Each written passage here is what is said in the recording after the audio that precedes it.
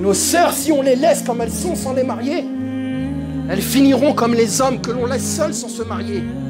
Un homme qui ne se marie pas est faible.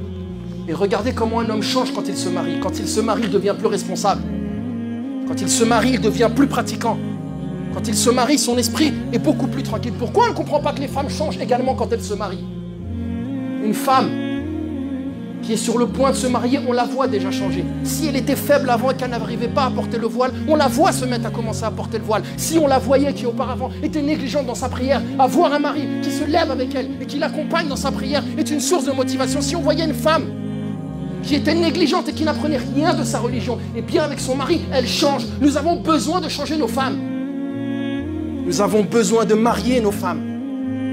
Et si nous laissons nos femmes sans les marier, eh bien ce désir qu'elles ont de plaire, elles vont tenter de l'assouvir, mais de ne pas l'assouvir comme Allah subhanahu wa ta'ala a voulu. Elles ne vont pas vouloir plaire à un homme, elles vont vouloir plaire à 10, à 20, à 100. Et je le dis encore, un homme qui ne se marie pas restera faible.